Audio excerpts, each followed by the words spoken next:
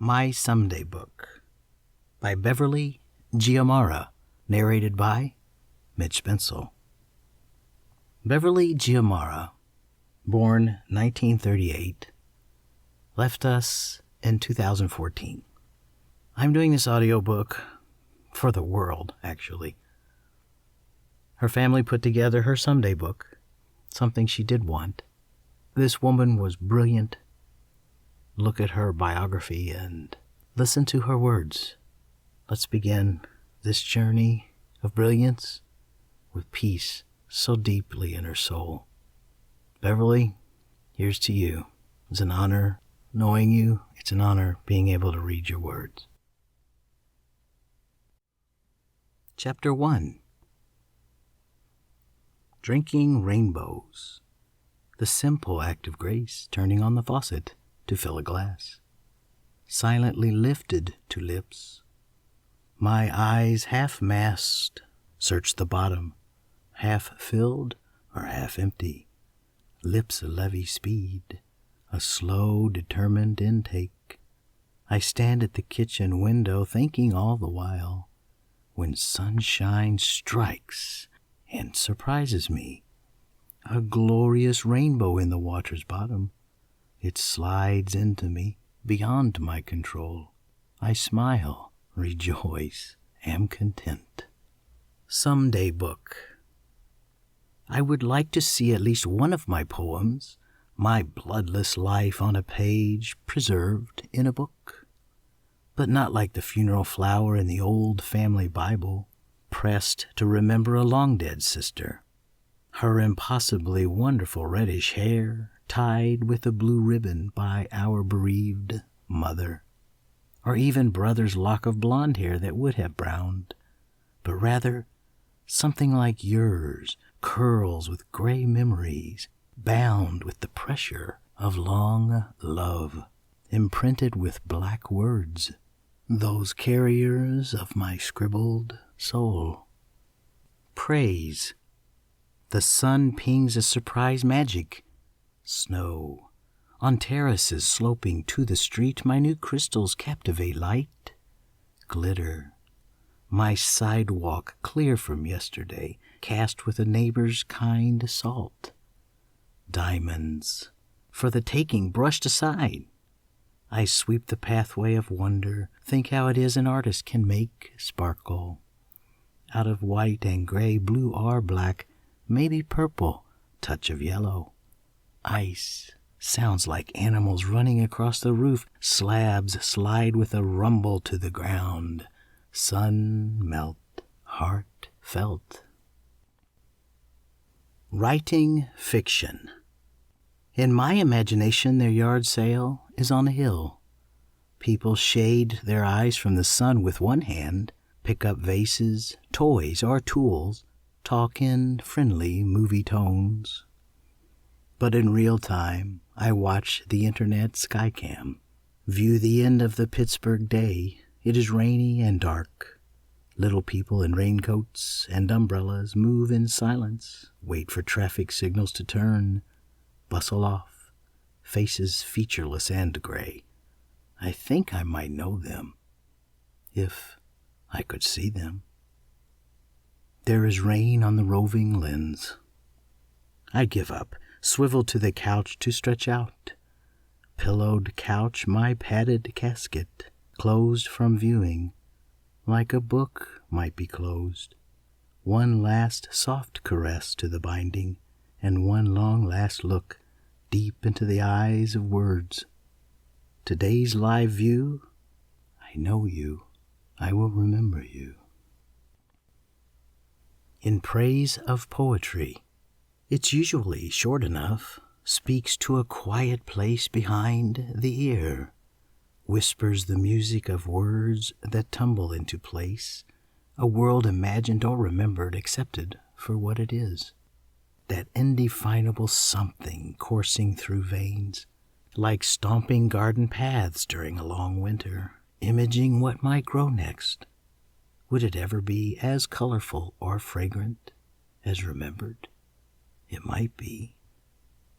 Like finally seeing someone you want to be with, talking the same language of heart and soul, touching together that one thought, caressing textures, words that waft by, all floating on a treasured piece of paper. An idea on leaving.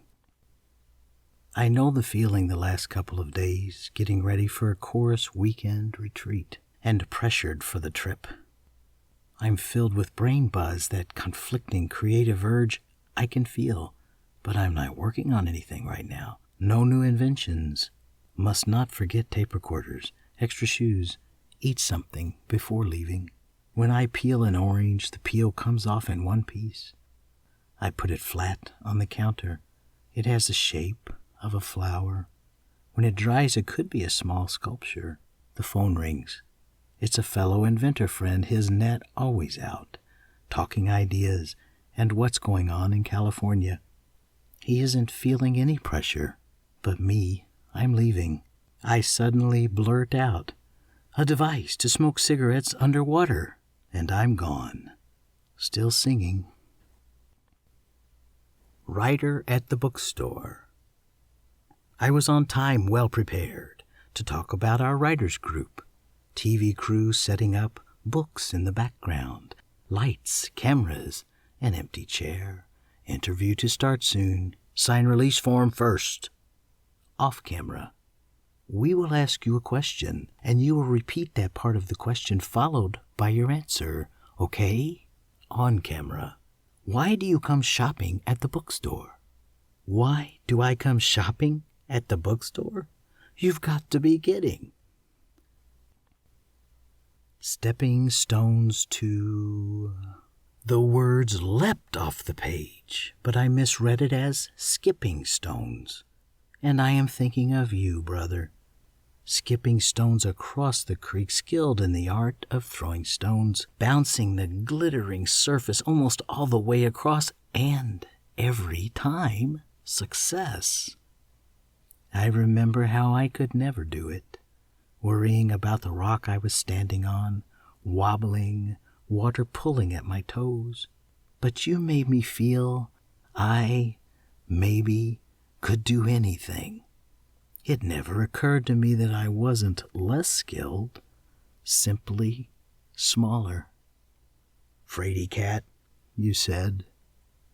I followed you around, trying hard to do everything you did. But not that day.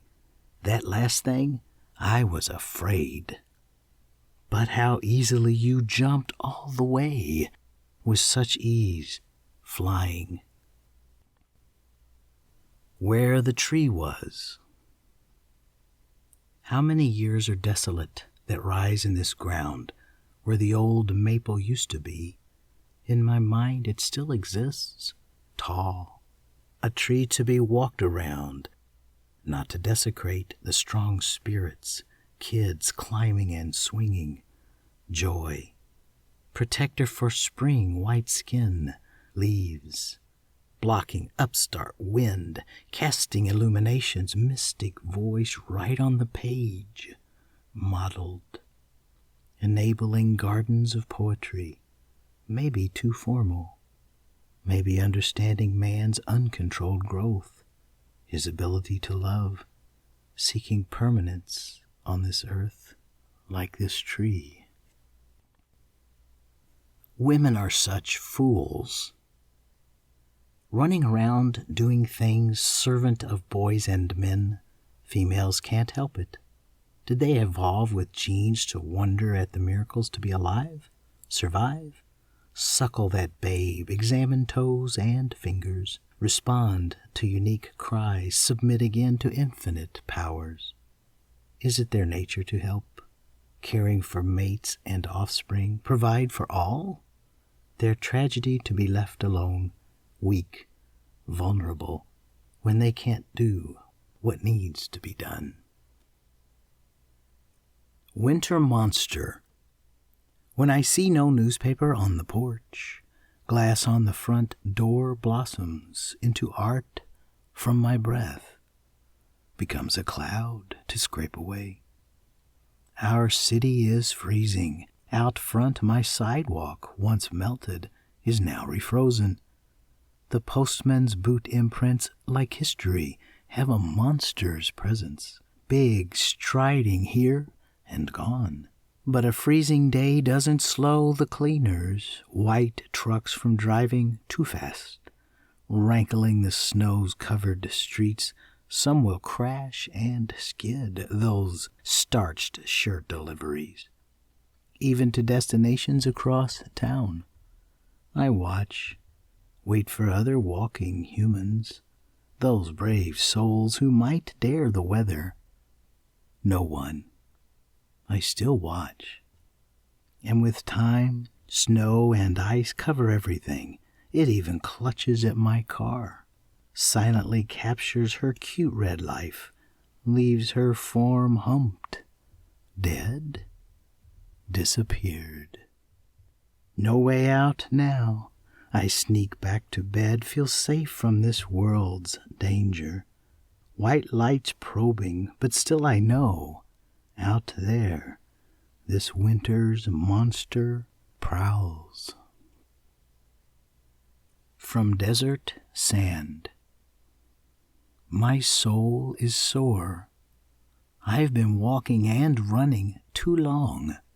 Look for water on barren land. Thirst for shade. See the endless horizon, wish for cover of night. Seek stars, wait for that rising tide, lifting all boats. Book as lover. You open dead center, your spine strong. Your open arms enfold me, take me in. We become companions. You whisper to me in darkest night, fondle me in the grin of dawn. Take me, wicked as I am after my shower. Yes, I will sleep with you any night. Hotel rooms, airplanes. Take you with me to world cities, to mountains, the beach, your desert hell. But you are the experienced traveler. You wait for me, are always there at the right time, still shaking from danger, forgotten, while I'm moving stuff around rooms, cleaning out the car, getting rid of boxes. I will always look for underlined parts of you, remember you. I love your smell, the way you feel. Forget grief, wait for my touch, never leave. Conversion. The companion box, once too heavy to lift, each year gets smaller. Put on the shelf, higher now, tight on the shelf. Near the ceiling, almost out of sight. Air pressured, compressed, the clearest thing of all, smallest thing of all, hardest thing of all, can't destroy atoms of remembrance. Your voice. Words touch something, rattle nothing I can see, but good enough at the start. The flag falls, the sluice opens, and there they go. The race is on, arteries pulse forward, the happy little erythrocytes, boats bouncing down the dark cavernous chute, all thrilled with the attention they are getting. Touch me with your voice, yell over the din, again, yes. The wild ride faster, happy little inner tubes jostling all the way into vast extremities, careening corners, the best ride in this churning good stuff, white water rafting of my soul. Without power, who do you care about? Me what I do or don't. Me don't care. Me is ruthless. Me's in, me's out. Me must choose. Me must decide. Me must free myself up. Me must not be paralyzed by too many choices. Me must react to trouble. Me must have events unfold. Me must move forward. Me pretend to be old God. Me in details. Me decide what happens. Me changes forever. Me dies. Me sky. Me river. Me tree trunk across city. Leaves question. Is it all about me? Proof of my existence. I spread half a cinnamon raisin bagel and carry my lunch to the den. Settle into a pillowed spot to read, to savor, to think of the wonderful slather of peanut butter. But I am poised to get up, to retrieve that cup of hot tea left to steep. Timer ticking off 4 minutes. When the telephone rings instead, I am startled. Jump up. Get the news. After all these years. Brain Scan Musical. For a memory study. If. Pay me $40. If I. Tell me I have a beautiful brain. If I loved. Notice the brain tangle. If I loved you. Decide not to tell me. If. Call in the experts. If I. Brainstorm. Should we or should we not? If I loved. See the big problem? If I loved you. Review the ethics. Words wouldn't come. If I loved you. In an easy way. Round in circles we'd go. If I loved you. 9/11. Nobody knows this but me, and I won't tell. I am on the 10th floor by the window, looking out at the sudden empty sky. Hear that calm radio voice of Bob Edwards carrying tragedy, news of an attack on America. I leave the laboratory. What does the television news say? Take the elevator down to the lounge for more information. All the hallways are empty. Employees and students gone.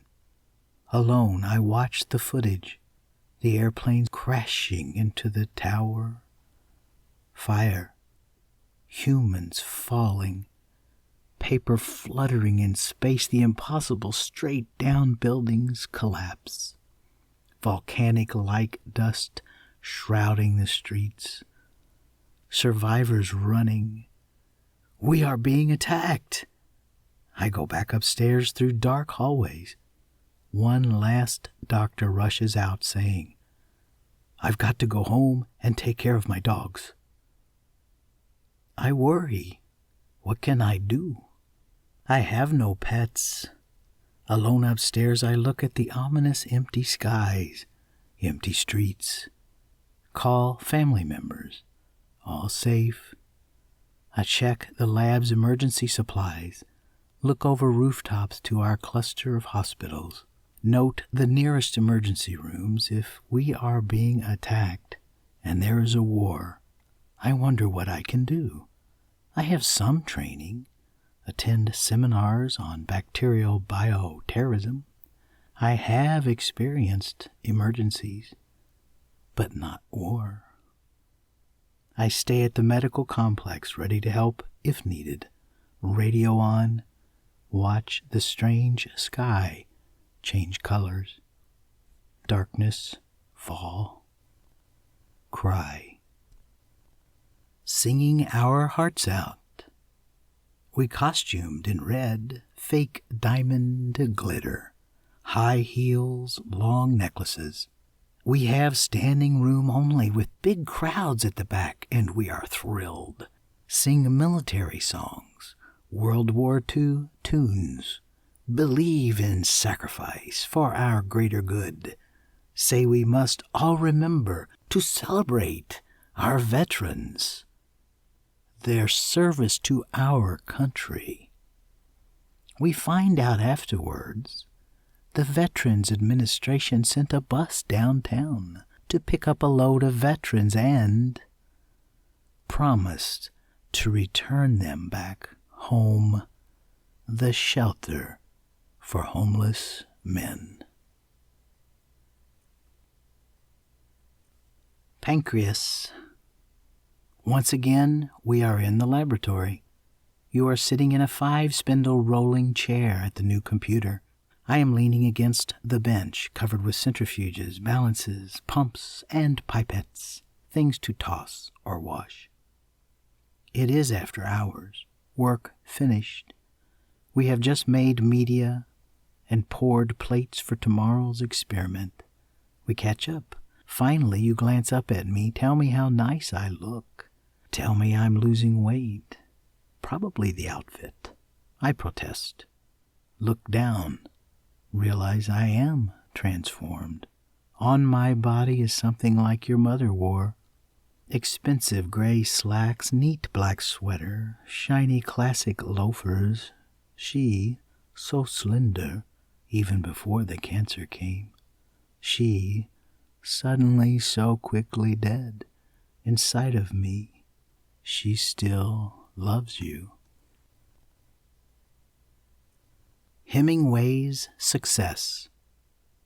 She had all these reminders taped to the wall with her answers. Hard work. Ugh. Believe in myself. Some. Prepare. What? Be decisive. Maybe. Plan. Win. I have all these reminders taped to my wall with no answers. What's next? Unlock the potential. Live with a plan. Get in, get out, get the job done. Dream big, write fast. He had all these reminders taped to his wall. His first boss answered. Use short sentences. Use short first paragraphs. Use vigorous English. Be positive, never negative. Going to Colorado to ski. That's what they planned to do. Take the whole family in the motorhome. Drive? Yes. Across Kansas? Yes. In the winter time? Sure, want to come? Yes, but I'm wondering, what does he think about when he thinks of Kansas? I think flat, endless sky, incredible colored sunsets, sun's rays speaking like God through clouds, a marker for the exact center of the USA, the straight Highway 70 from KC to Denver, wind pushing the vehicle off the road, freezing ice on windshield, run out of gas, blizzard, death. He says, basketball. Truman Capote in Kansas. Daddy, mama, brother, sister, good people we would say, all killed by 2 losers of the worst, the most stupid sort. I don't know what it is that has us talking, 2,000 miles away from there, but we do. And he asks, did you know Uncle John knew Truman Capote? They had coffee together, I said, at the Windsor Hotel in the coffee shop. Uncle John sold them the furniture they used in the movie. He told me that he wanted to hit him in the face, that he was disgusting. He didn't tell me that. Homophobic, eh? My words inappropriate.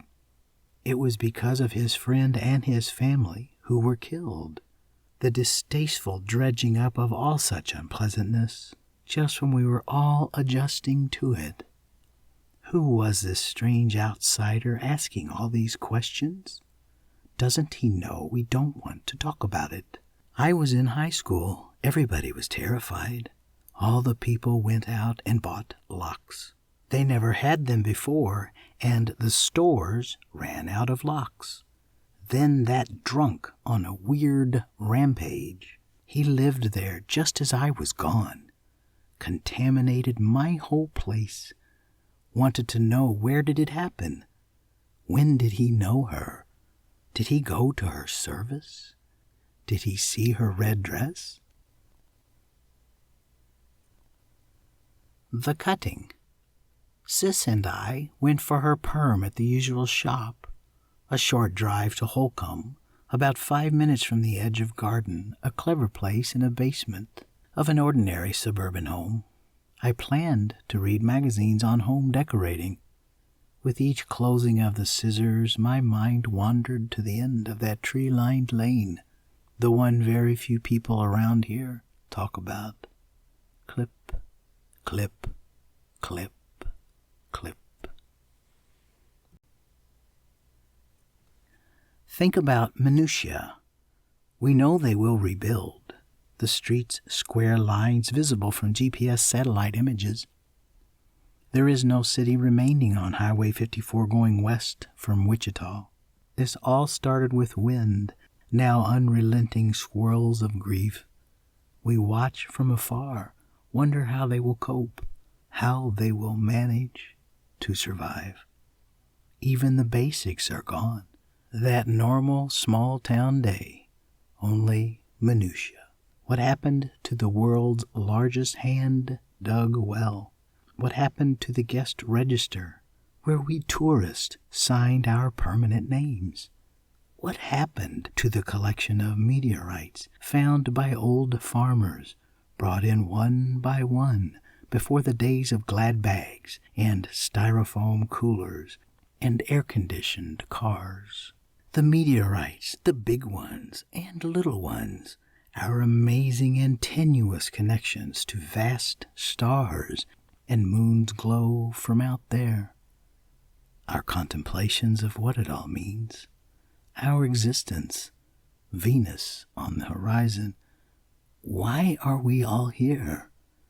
Meteorites picked up while checking miles of barbed wire fence, or discovered in the dark furrows of freshly plowed fields. The wind carried their trees, their houses, their government buildings, their grocery store, their cars, their filling station, their loved ones. People tested with fear, lost forever the way their family was. Photographs, those wedding rings, remnants of stars whizzing to wheat fields forever miles away. Our universe again whips around, implanted on its thin shell of earth, treasures buried again as if from the night sky, a second chance for humans to discover. Kitty's studio. I wake up on the couch with the TV on, startled, disoriented, upset. I've missed the funeral. But I see the clock indicates 4, and it's daylight at the den window, and I see I'm prone on a couch, still covered in colored sheets. I remembered it was my son who slept here last night, wrapped in these same colors. Then I remembered being at services with the family at your house, staring at unfinished paintings, mugs and cans holding brushes, walls hung with finished creations. See books of every sort on techniques mixed with romance and mystery. I smiled with joy at the knowledge that you painted, drew, and etched a lifetime of what you wanted to do. Even mothered my son with your sons, those rough and tumble soccer boys, now gentle men. I watched my son carefully, see tears rim. He's grateful for your warm heart, the gifts of love he's received, your creativity, and selected paintings to remember you. He carefully packed his trunk. Your whole family left with more sad tasks, closing a house, and more than that, I see my son, see your love going too, driving to Kansas City, all the way with flashers on. Visiting the bathroom. The clawfoot bathtub in the 60s was painted with red toenails, plastered with paisley fabric suited to the California dreaming music of the house, loud, with 3 little boys bathing with boats and soap, usually a mess to clean up. The tub now unused, except to store books and unhung paintings of waves and surfers. Another with bare legs turned upside down. Who would care? The end of a short, brilliantly written poetry book by Beverly Giammara, narrated by Mitch Bensel, produced by Mitch Bensel. I want to thank the family for allowing me to produce and record Beverly's work. It's been such an honor, and it is such an honor. I hope everyone sits back and listens and enjoys a bit of her humor, a bit of her depth, and her beautiful soul. Beverly Giammara, till we meet again, rest in peace.